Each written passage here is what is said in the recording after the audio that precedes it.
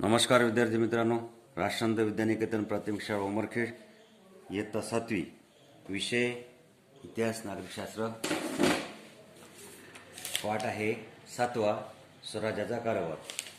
मागच्या आपण व्हिडिओमध्ये तत्कालीन खेड्याचे अर्थकारण म्हणजे व्यवहार कसे चालते खेड्याचे त्याबद्दलची माहिती पाहिली. शेती व्यवसाय हा खेड्यातील अर्थकारणाचा कणा आहे. खेड्यामध्ये शेती व्यवसाय तर करतोच आपण, पण त्यालाही सुद्धा पूरक असे व्यवसाय त्यावेळेस सुद्धा चालायचे. गावातील जे कारागीर होते ते वस्तूचे उत्पादन करायचे आणि स्थानिक लोकांच्या गरजा ते भागवायचे. या अर्थाने खेडे ते स्वयंपूर्ण होते. शेतकरी मग आपल्या उत्पादनातून आवश्यक तो वाटा, शेतकरी जे उत्पादन करायचे त्यामधून ते काही वाटा कारागिरांना देत, आवश्यक असलेला वाटा कारागिरांना देत. या वाट्यास बलुत असे म्हणत. आणि आजच्या व्हिडिओमध्ये आपल्याला व्यापार व उद्योग हा भाग पाहायचा.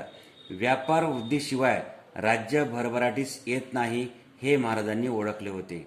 व्यापारामुळे नवीन नवीन व गरजेच्या वस्तू राज्यात येतात. वस्तूची मुबलकता वाढते, व्यापार वाढतो, संपत्तीत भर पडते.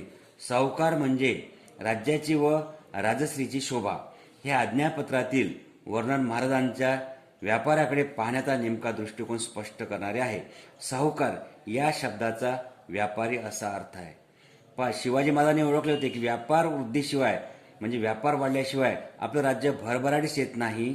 म्हणून व्यापारामुळे नवीन नवीन गरजेच्या वस्तू आपल्या राज्यात येतात आणि वस्तूची मुबलकता वाढते, वस्तू खूप वाढतात, त्यामुळे व्यापार वाढतो आणि संपत्तीमध्ये भर पडते. त्यांनी ते ओळखलं होतं. आणि आज्ञापत्रात सुद्धा सावकार म्हणजे राज्याची व राजश्रीची शोभा असं ते आज्ञापत्रामध्ये त्यांनी वर्णन केलं होतं. म्हणजे व्यापाऱ्याकडे पाहण्याचा दृष्टिकोन अशा प्रकारे त्यावेळेस महाराजांचा होता. सावकार या शब्दाचा काय अर्थ आहे? व्यापारी असा अर्थ आहे. स्वराज्यातील उद्योगांना संरक्षण देण्याचे महाराजांचे धोरण होते. उद्योगांना संरक्षण देणे म्हणजे चांगल्या प्रकारचं उद्योग त्या ठिकाणी करता येईल आणि म्हणून स्वराज्यामध्ये त्यांनी उद्योगांना काय केलं? संरक्षण दिलं. त्याचं धोरण होतं. याचे उत्तम उदाहरण म्हणजे मिठाचा उद्योग होय. त्यांनी कोकणातील मीठ उद्योगाला संरक्षण दिले. त्यावेळी पोर्तुगीजांच्या ताब्यातील प्रदेशातून स्वराज्यात मिठाची आयात मोठ्या प्रमाणात होत असे. जे पोर्तुगीज होते त्यावेळेस त्या पोर्तुगीजांच्या ताब्यात जे प्रदेश होते त्या प्रदेशातून आपल्या राज्यामध्ये स्वराज्यामध्ये मिठाची आयात म्हणजे मीठ आणल्या जात होते. त्यामुळे कोकणातील स्थानिक मिठाच्या विक्रीवर प्रतिकूल परिणाम होतो. हे ध्यानात घेऊन महाराजांनी पोर्तुगीजांच्या प्रदेशातून स्वराज्यात येणाऱ्या मिठावर मोठी जकात बसवली. पोर्तुगीजांच्या येणारे मीठ महाग होऊन त्यांच्या आयातीत घट व्हावी आणि स्थानिक मिठाची विक्री वाढावी हा यामागचा हेतू होता. म्हणजे शिवरायांनी जे पोर्तुगीज प्रदेशातून जो स्वराज्यामध्ये मीठ येत होता त्याच्यावर जकात बसवली आणि आपल्या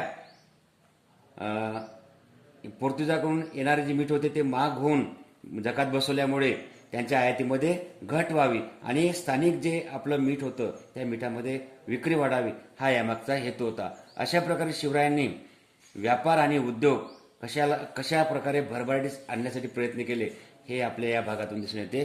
ठीक आहे विद्यार्थी मित्र.